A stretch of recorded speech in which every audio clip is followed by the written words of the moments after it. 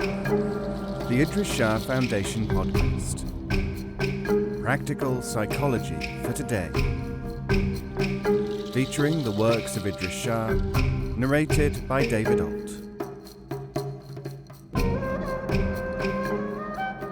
Welcome to the Idries Shah Foundation podcast. In this edition of the podcast, we will hear selections from Sufi Thought and Action by Idries Shah. This audio is made available by the Idries Shah Foundation. Current Sufi Activity. Work, Literature, Groups and Techniques by Chawan Thalnas. A note by the translator. Out of old fields, as men see, comes all this new corn, year by year. And out of old books, in good faith, comes all this new science that men learn. Chaucer, Parliament of Fowls. Sufi Procedures, Organization in the World. Their work enterprises. The Sufi approach to professional, vocational, and business activities resembles that of other communities, but the similarity serves also to conceal certain dramatic differences. Sufi disciples will cooperate in what seem to be almost every kind of activity, ranging from the arts, through commerce to academic and other undertakings in the world of learning. A number of seekers will associate together to pursue a project, because the successful completion of a mundane activity is often regarded as an index of the necessary harmonization of the group. In other words, if the project works, the members of the group are in the kind of alignment which will enable them to profit from the subtle, spiritual impulses which the Sufi work is offering. This kind of pattern is familiar in all groups with a common interest. Both religious and other groupings, of short or long duration, can be found working together in a wide variety of areas throughout the world. The difference comes when one examines the theory and mechanism of the Sufi and the other groupings.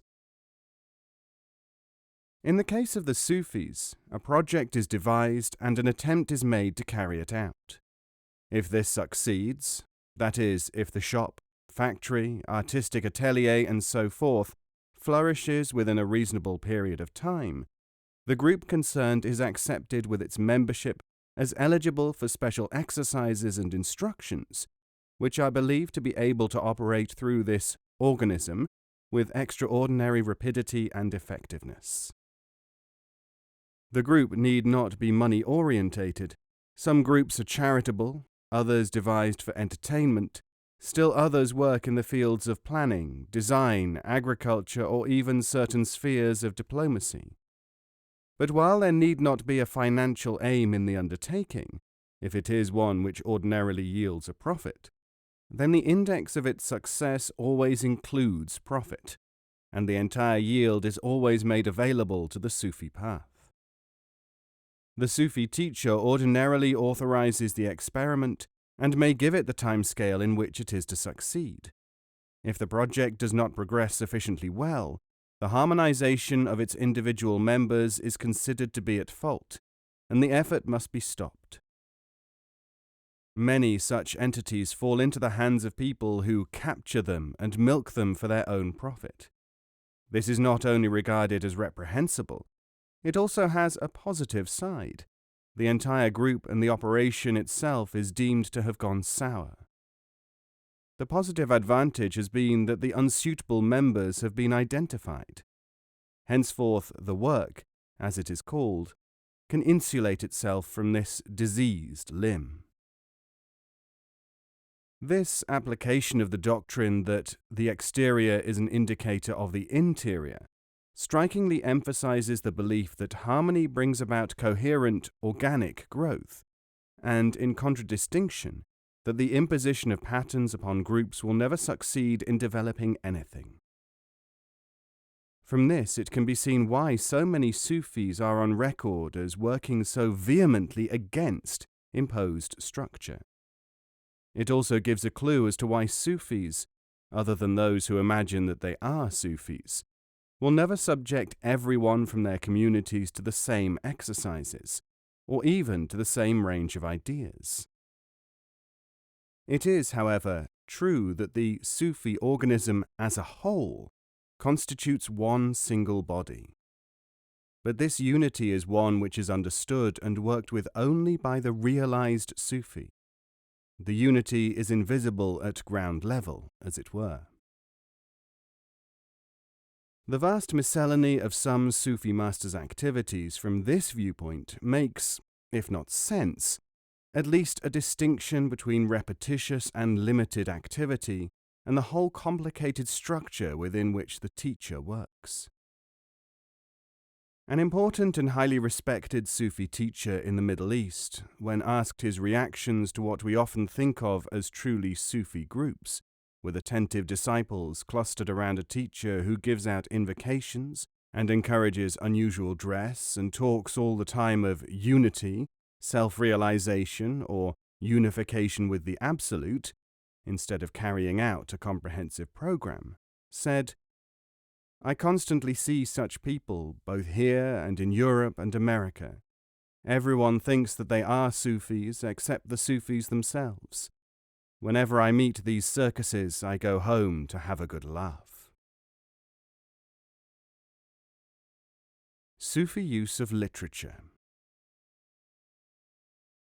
Technical and instructional literature is well understood in all cultures as a source of information and education. This is no new invention. Some of the oldest materials found in written form from long-dead civilizations are instructional ones, ranging from commercial formulae to descriptions of the correct manner of organizing funerals or religious ceremonies. It has, however, been observed that when written and oral materials have been employed for many generations, they can acquire a ritualistic significance. They begin to be revered for their own sake, for their sound, or for their ancient origins or repute. Among the Sufis, it is somewhat startling, though always refreshing, to note that only in secondary or deteriorated groupings is there any sign of reverence for literature apart from its instrumental function. As an example, while spurious and imitative groupings, which are common and widespread throughout the East, will repeat litanies ranging from shouts of "Hu," "He," or "Yapir," "O teacher," the use of sounds and ideas in written or spoken form within the legitimate Sufi organizations is confined to the people, the times, and the occasions where they are believed to have a specific, as we would in current terminology call an intended and technical effect. So striking is this difference between ritualism and function that it may be taken as the dividing line between ignorant quasi-Sufism and the real thing. Ritualistic exclamations and the magical repute of words and phrases are, of course, very widespread in all religious communities. The absence of these in Sufi circles of the authentic type may be taken as an assurance of the way in which these materials are viewed by the Sufi. They are not used for arousing emotions or to try to cause an effect, but kept as a part of what the Sufi would call the science of religion, ilm al-din. In this respect, the genuine Sufi usage both dramatically departs from familiar religious usage and almost uncannily parallels, or perhaps duplicates in its own field, the educational and scientific activities. Controlling oneself and being controlled. If the Sufi teacher's ability depends upon his being able to perceive a pattern invisible to others, and to snatch parts of it for employment as ingredients of a teaching system, it is also noted that this teacher himself must have unusual powers of detachment. The most noteworthy of these appears to be that the teacher's behavior is not occasioned by his needs, thoughts, and desires. It is planned and executed according to the needs of the learner. It is therefore often said, for example, that the teacher's anger is better than the praise of any other individual, because he is angry in order to help shape you. Others are pleased because of every other reason.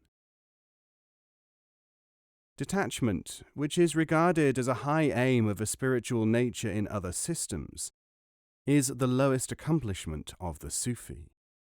Detachment, according to this way of thinking, frees a man or woman to make decisions, to see, to exist. But the Sufi system requires that the Sufi is able to detach or not to detach. Other methods ignore this factor. For them, to be unable to be anything other than detached is the height of achievement. To the Sufi, this kind of detachment is not detachment at all, but, as it has been called, slavery to detachment. People in this state are neither controlled by themselves nor by anything else. This is the type generally referred to in Western literature as the quietist. Among the Sufis, the type is regarded as a failure. His or her references to the high, or humble, state of experience being enjoyed are invalid. So detachment becomes a part of cultism, instead of a stepping stone in the path of learning.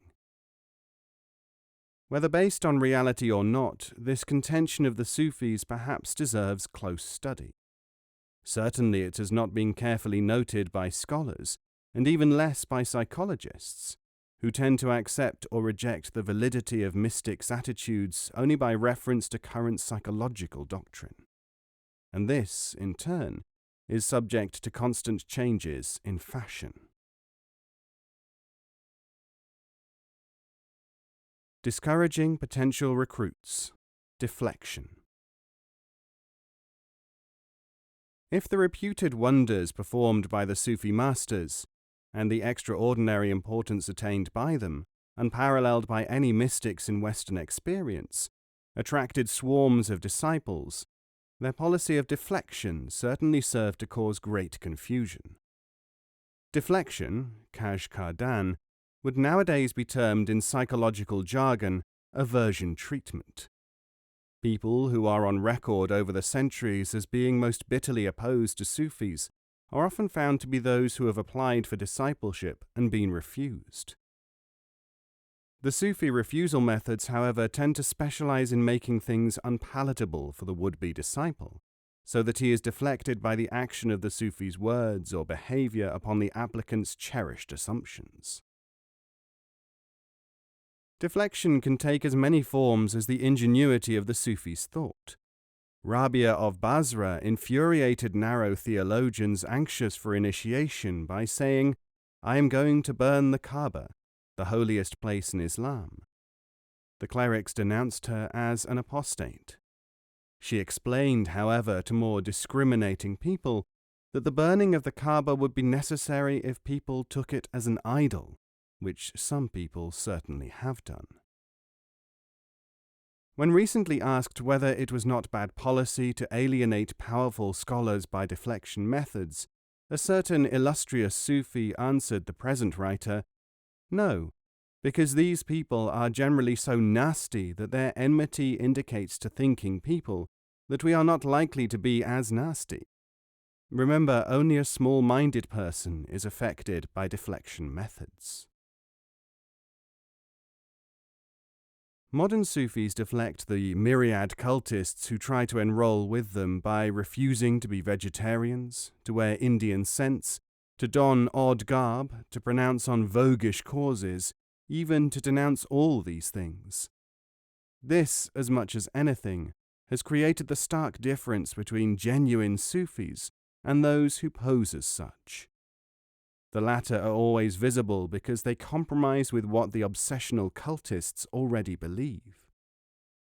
Astrology, numerology, strange beliefs, the formation of communes, random grouping of like-minded people, treks and expeditions, styling oneself by titles now not used by Sufis, Murshid, Kutub, Dada, Maula, Pir, Hakim, are among those said to have been abandoned since they have sometimes been assumed by anyone who felt like it. are very much appreciated by the hangers-on who imagine that they are Sufis and are being taught by Sufis, when both parties are usually self-deceived. Perhaps the most telling form of deflection is when applicants approach a Sufi entity and seek admission as disciples or followers. Since the Sufis, like all other educational bodies, first have to determine the suitability of the candidate, they almost always require the novice to undergo a course of study to prepare him or her by first removing misconceptions. This is no more onerous, of course, than expecting a witch doctor who wants to study medicine first to familiarize himself with the principle of science as distinct from magic.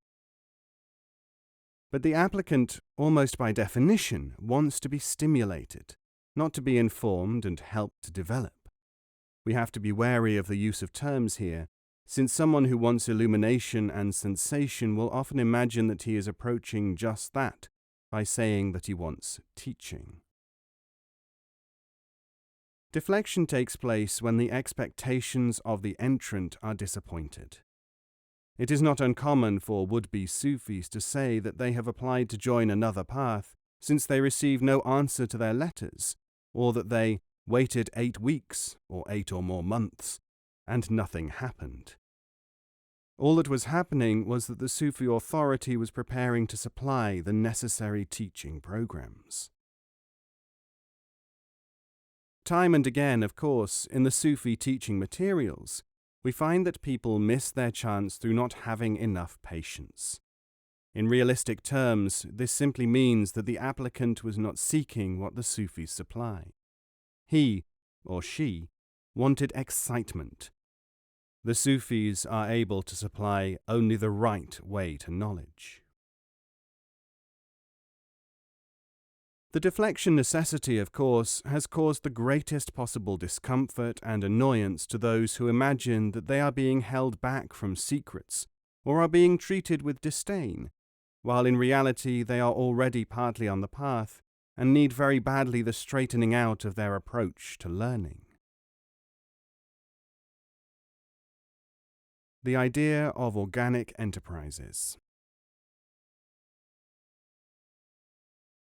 If activities originated by intending Sufis provide, through their success or failure, an index of the progress of the individual and the entire membership, the work for the work format offers an example of the structure of the whole church or organism.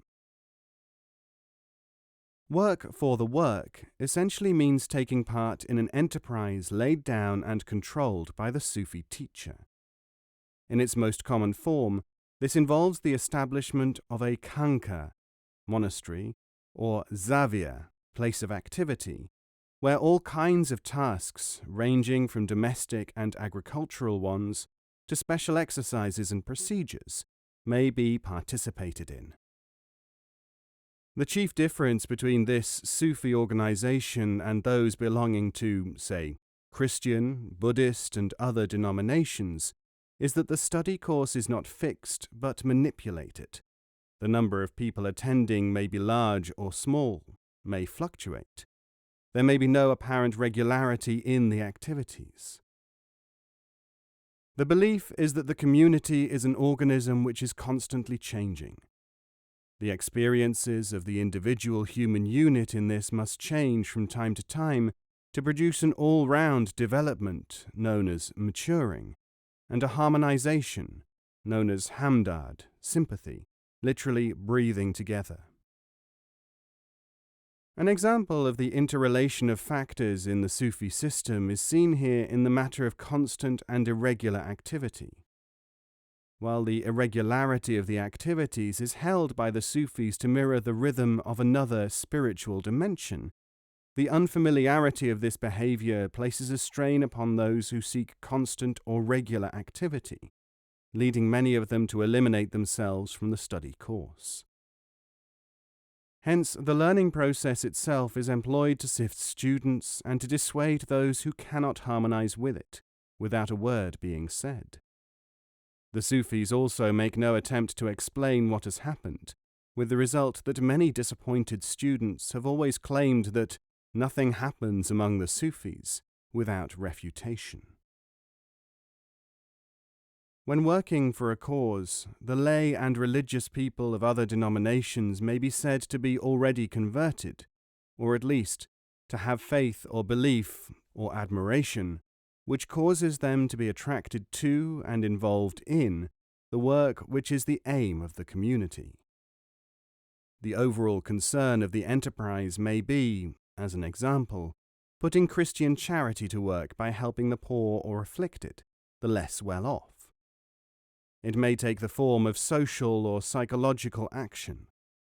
The case of the Sufi is different. Among the Sufis, it is the teacher alone who knows the pattern of the work and who organizes its shape and cadence. Since its aim is to illuminate the seeker, this illumination cannot exist, so runs the argument, at the point at which the disciple enters the movement. He still has to learn. The Sufi activity, therefore, is more like a school, an educational activity, whose members are mainly there to follow the course which shall give them the ability to fulfill yet further functions. The participation does not provide the emotional interests or immediate rewards or punishments which are implicit in membership of other spiritual bodies. For this reason alone, it must be admitted that the long-standing concept that all religious enterprises are ultimately the same cannot be sustained after a close examination of the Sufi way. What then attracts the intending Sufi to the school in the first place? Sufis themselves will say that there can be any reason or none. They seldom or never employ the backwards reasoning which holds that the fact that the applicant wishes to join proves that he is attracted to the real. The teacher's role, however, is to maintain a healthy relationship on some basis of cooperation with the student, and from there to direct his development along the lines which the school, the individual, and the overall activity make possible. This very conception concentrates a very considerable amount of authority and almost omniscience in the teacher. He has a very broad scope, and the implication is that he has knowledge which is available to few other men or women. When the point was put by the present writer to an important Sufi teacher, the reply was, verbatim, as follows. The importance or authority is more imagined than real when it is rendered in the terms employed by you. Looking at it in this way should enable you to see it as it really is. If a man who has been accustomed to working in a potato field and knows little about intensive and varied cultivation comes across a farmer with wider knowledge and experience, he might well exclaim, "Why should you have such power over these matters which I do not know about? Pruning, seedlings, gathering the flowers, and not the roots of the crops. Is there nobody to check you, and why do you exercise such a miscellaneous and patternless sway over this area?" The apparently chaotic nature of the Sufi activity, continued this informant, could be given in similar terms. The newcomer would wonder why the farmer was at one moment ploughing, and at another covering plants, and at a third cutting them down. He would be, of course, dealing with different crops, as he was concerned with the overall activity as well as the individual plants and specific crops.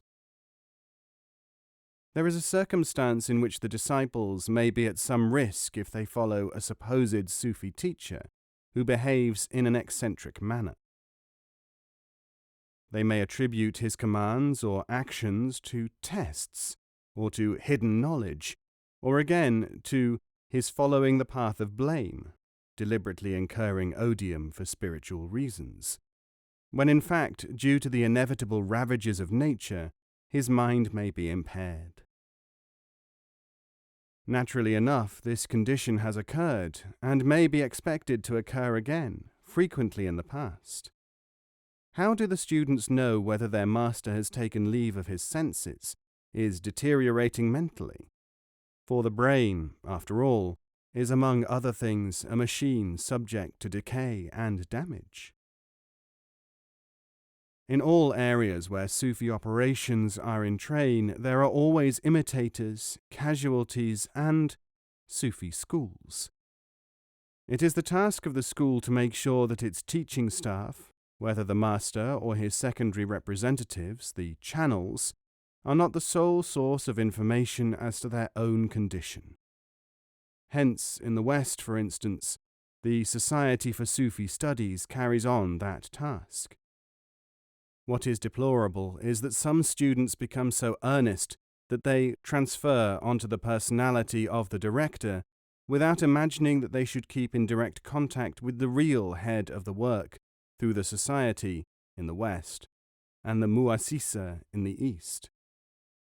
It is a pity that other religious bodies do not provide similar safeguards.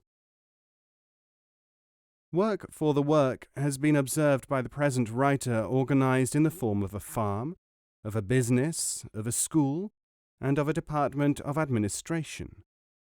It is often imitated by those who have heard of it or who have made it a study, but such attempts generally fail for one or more of the following reasons. 1. The teacher yields to pressure to provide activities to satisfy the craving of the students. 2. The activities are chosen from books or through reference to folklore. 3. The recruitment is haphazard.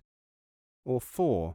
The teacher begins to employ the students to serve him, obtain things for him, perhaps including money, and or amuses himself at their expense. The conception of a community of people who, within the seemingly ordinary structure of a business or a house and grounds, can be working also in a harmony which activates something other, something spiritual but not emotional, something purposeful beyond the overt purposes of the enterprise, is startling and has far-reaching implications. Not least of the latter is the fact that the more successful a Sufi school of this kind is, the less likely will it be to resemble what people imagine a Sufi school to be. Instead of ritual, there may be activity of an apparently mundane kind. Instead of unusual garb, there will be specific clothing appertaining to the task on hand. In place of hierarchy, there will be cooperation. The place of chanting, symbols, and various appurtenances will be taken by specifics, which are directly and reasonably to all appearances connected with the surface aim of the community. It has been remarked that this may be the origin of the phrase "work is prayer," also employed on a lower level by those who claim that work is in itself good morally, though not in the sense understood by the Sufis that within a certain kind of work, carried on in a certain manner, with specially selected people, resides the means of realizing an inner perception.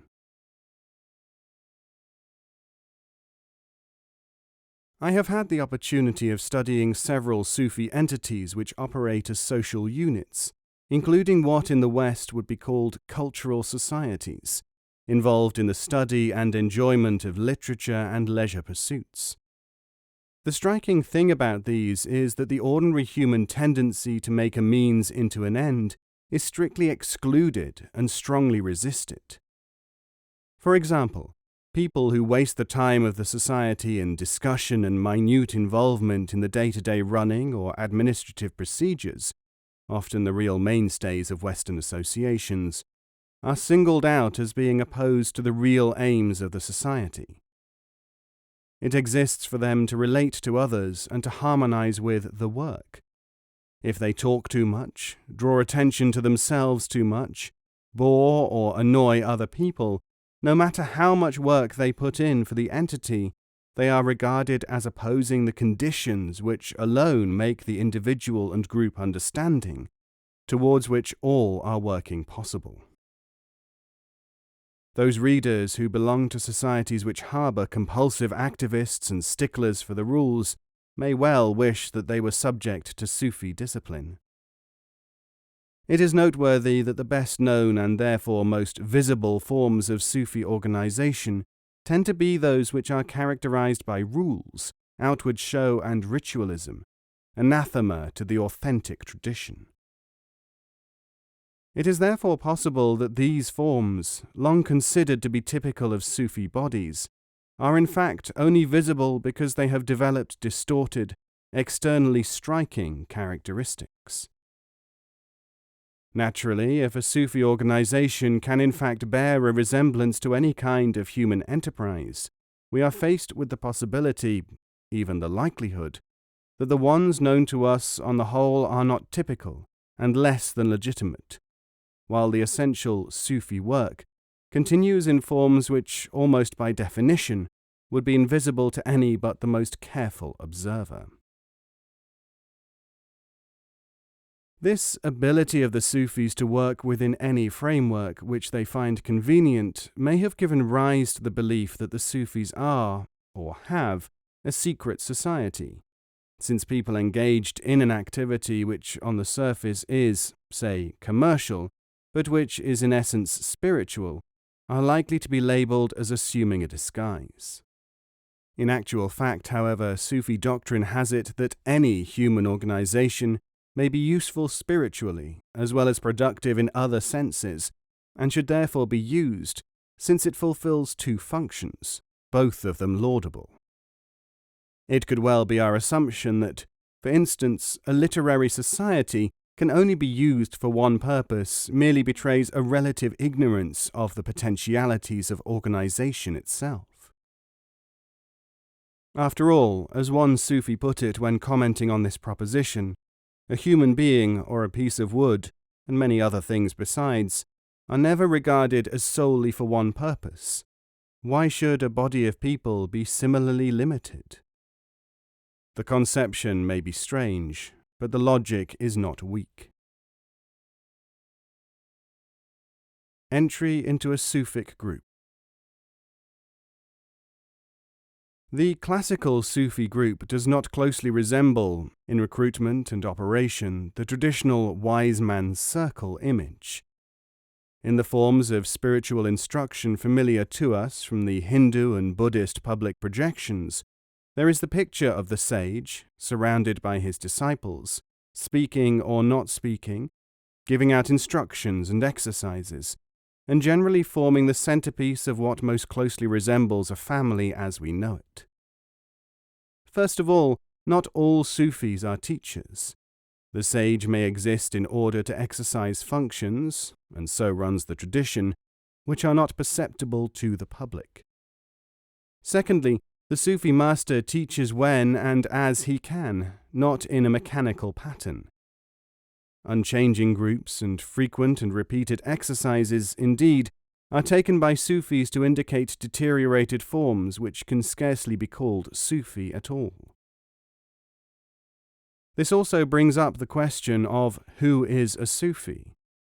The classical masters are unanimous that 1. A Sufi does not call himself such, though others may so style him, and 2. A Sufi is the product of Sufi study and development, and therefore seekers or learners cannot call themselves Sufis, or even be called such, except for convenience of reference. A Sufi group, therefore, is not a group of Sufis, but a group of would-be Sufis. Those who are seeking, and who are not teaching, are called dervishes, the poor. In organizations which have developed into mere social or local groupings, people may be admitted by initiation and take part in all or many of the activities of the group. These, numerous in the East, are regarded by authoritative Sufis as having lost their Sufic content, and to be mere power structures. It is important to be able to recognize these, whether they occur in the East or West, since they do not represent the real tradition, but a dilution of it. Since by definition the intending Sufi does not know what it is that he is going to learn, and since he is also by definition unable to contribute to the activities or influence of the Sufis, and since, again by definition, he cannot claim the right to become a Sufi, there is no such thing as an application to join the Sufis. The situation, however, is not as vague as this may seem to imply.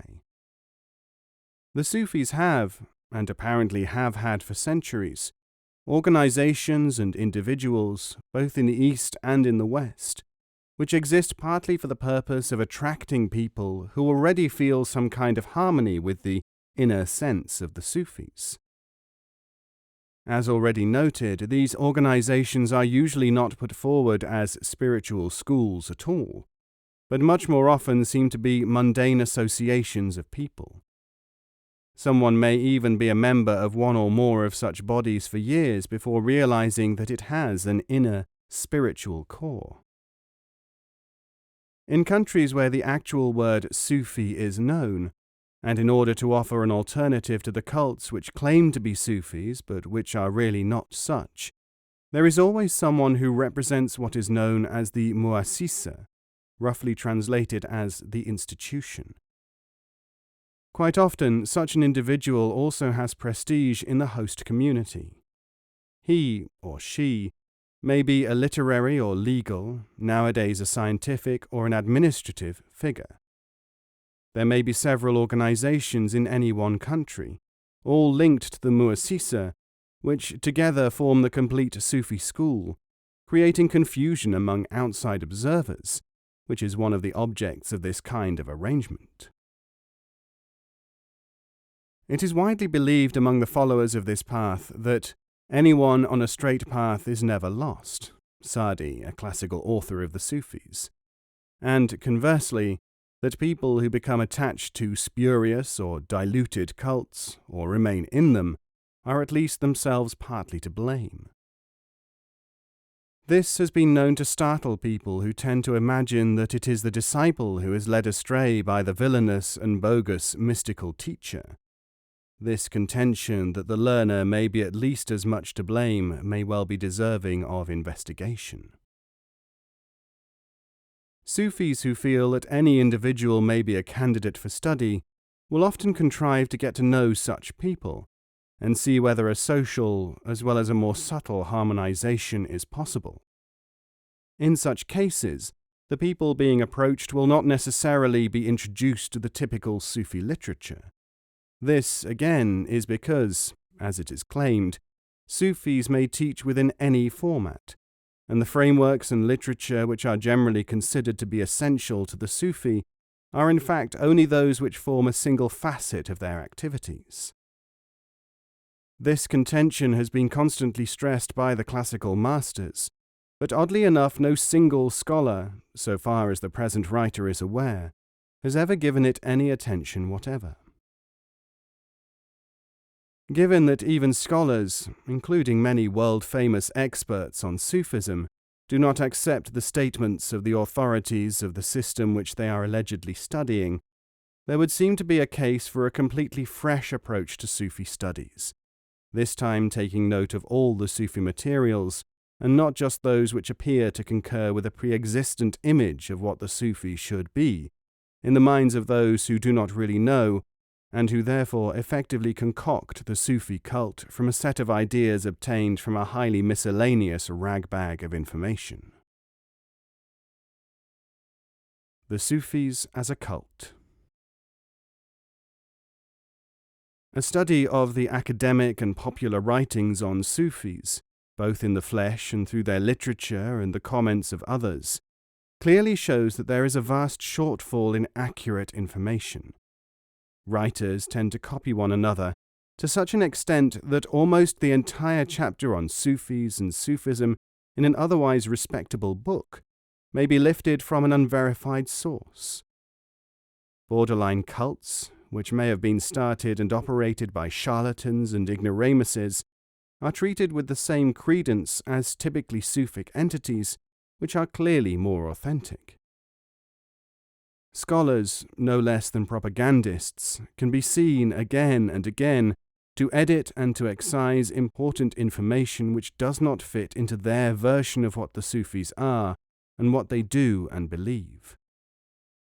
In short, the situation as regards Sufi studies is so chaotic that most of the materials, aside from the works of the classical masters, cannot be relied upon at all. Given this situation, it is scarcely surprising that spurious cults constantly spring up and blot out the legitimate, providing still more information about Sufism which is not worth the paper on which it is written. Much of the blame for this state of affairs must squarely be laid at the door of the scholars throughout the world who have lacked the means to verify their materials, but have yet not shrunk from compiling vast tomes, rushing into print with articles, and generally muddying the waters when their task should have been one of clarification before anything else. Sufis, for example, have been characterized as people who induce frenzy, who carry out religious dancing, who make public displays of music, who affect strange garb. To collect almost at random such evidences of supposedly standard and important practices is tantamount to assessing anything by means of secondary and unreliable criteria. But scholars and travellers are no less human in being affected by externals and the dramatic. The only fault herein is that they do not emphasize this. Christianity, too, could be described by exactly the same practices as have been regarded as standard ones of the Sufis. Let us list them. The induction of frenzy is found in the snake-handling and other revivalist cults in America and elsewhere, but this behavior, clearly deviant, is not taken as evidence of membership in Christianity. Resuming our list, we find religious dancing in Christian churches in Lebanon, public displays of music among others with the Salvation Army, and strange garb everywhere in Christendom. Add all these up. Does this make a picture of our basic faith of Christianity, or does it mean that the Sufis are in fact Christians? The reality is, of course, as almost any sociologist should be able to conclude, that none of these local and limited manifestations has anything much to do with the religion which is supposedly represented therein.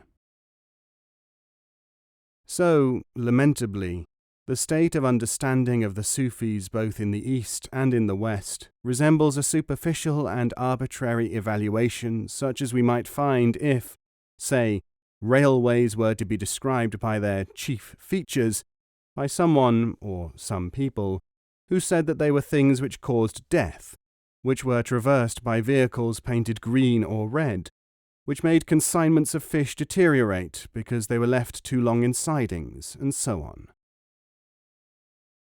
The conclusion, based on the classics and contact with a very different type of Sufi from the one dear to the cultists and commentators, is that the Sufis are not a cult, but there is no lack of people who wish to make them such.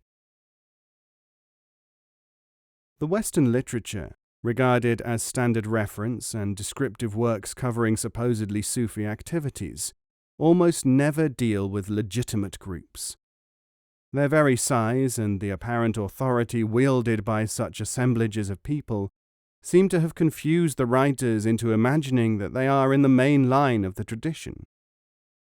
Among the writers who have been taken in this way are Sir Richard Burton, in his work about the Sindh cultists, Berger in his Bektashi Order of the Dervishes, which is a survey of a series of contaminated cults, Brown in The Dervishes, a hodgepodge of information and confusion, again relying upon secondary manifestations, and several others, some of whom have attained a certain status by means of these largely worthless books.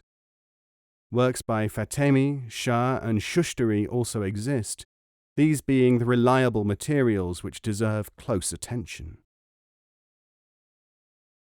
A cult may be termed a belief system with fixed observances, which practices indoctrination.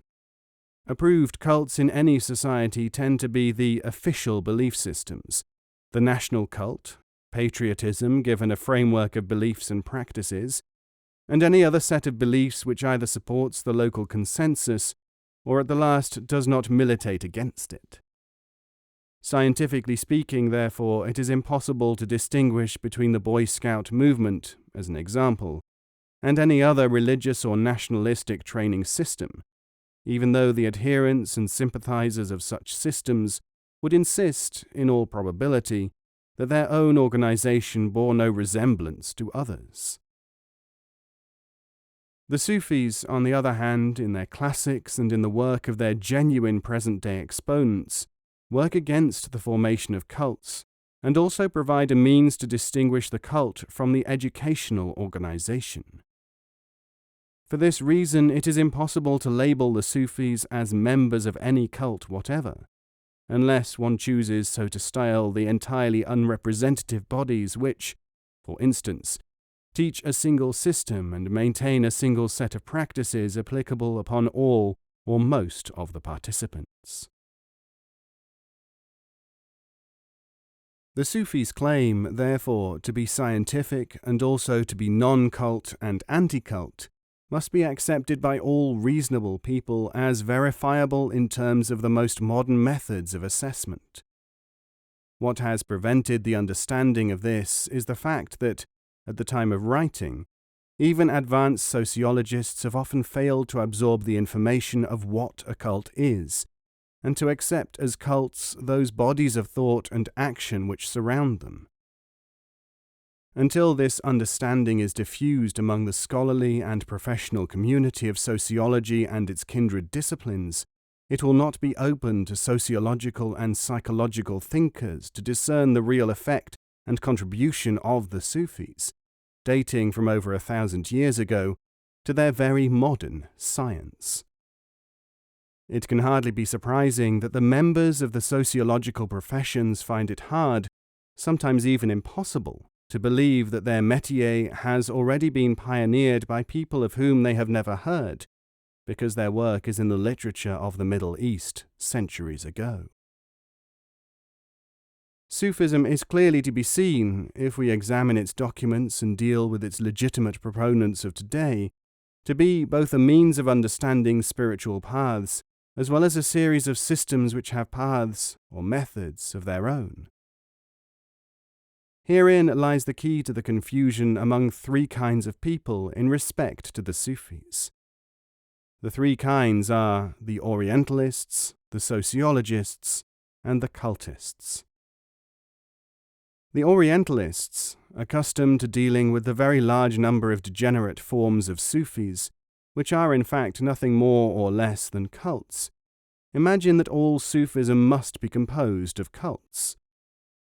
In so thinking, of course, they are undoubtedly guilty of selective study and one-sided thinking, as they fail to read the classics on this matter. The second group, the sociologists, have come to think of all human development groups as cults, and therefore hardly expect that advanced thinking on this topic existed centuries before modern sociology. The third section, the cultists, are looking for cults, like the other two categories, but in order to join, not to study them, and therefore seize upon whatever they can in Sufism which seems to them to have cultism attitudes. They find plenty because of the proliferation of deteriorated forms already referred to. The contemporary notion that the Sufis are in fact carrying on a scientific enterprise, pioneered in recent years by their spokesman Idries Shah, is slowly but steadily percolating into the literature, and should eventually find complete recognition. As with other discoveries, there is a tendency for the professionals to avoid admitting that they have failed to observe, in identical materials, something which someone else has illustrated. For this reason, it is noticeable that it is the younger sociologists and others who have found it possible to look at the materials objectively. Their personal self-esteem is not bound up with the traditional way of looking at things enshrined, irretrievably, in the writings of their elders.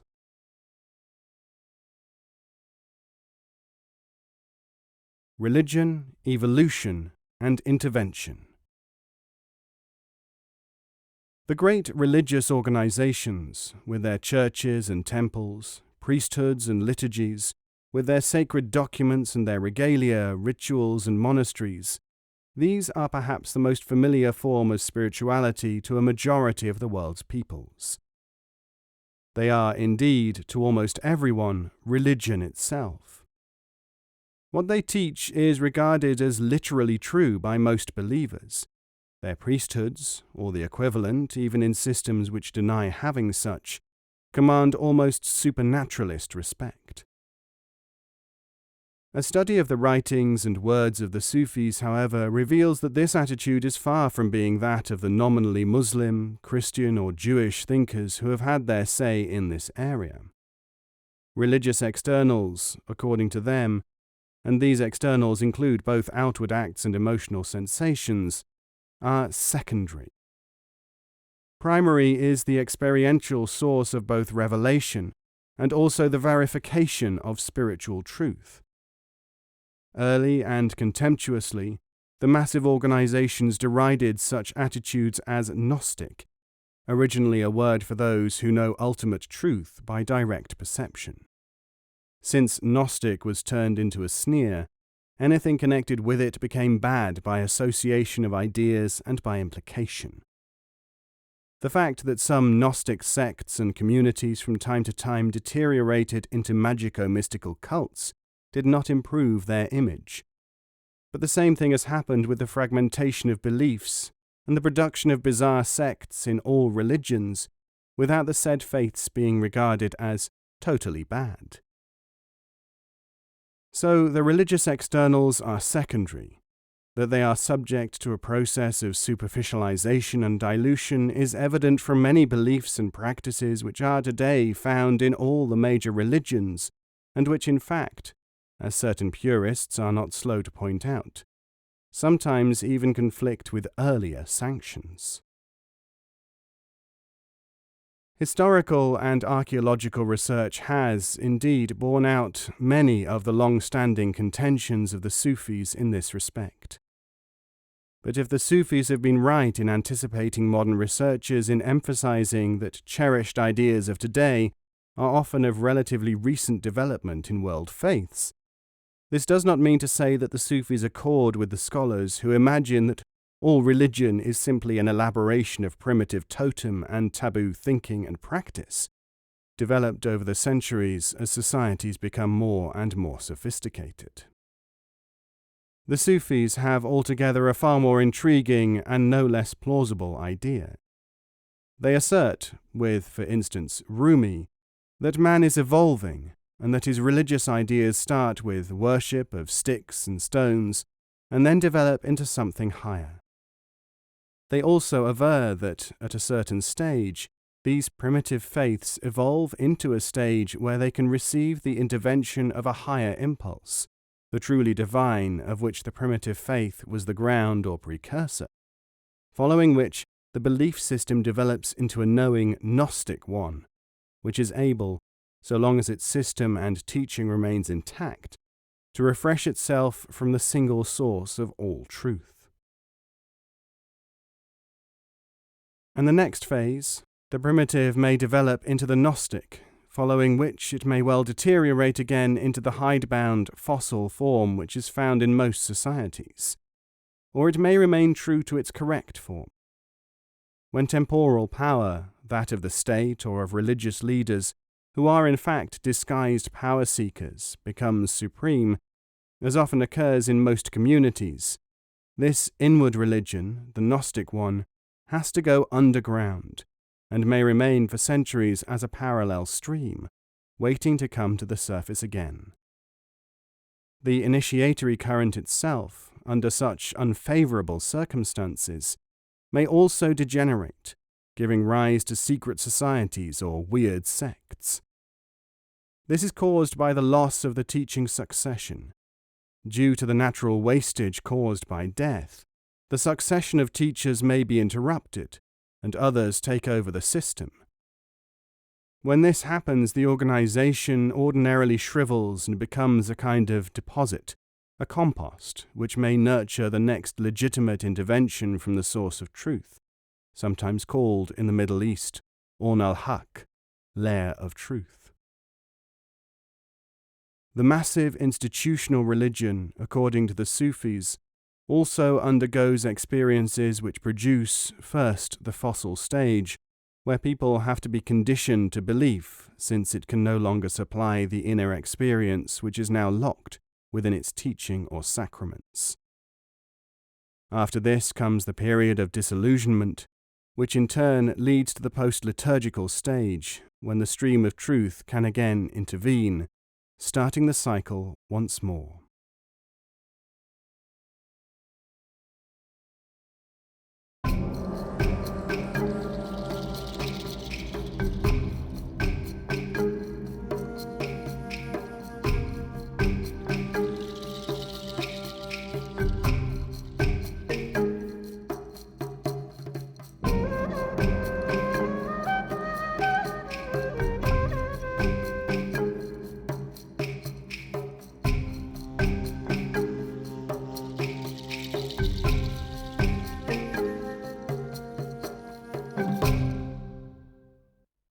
This podcast is copyright 2018, the Idries Shah Foundation.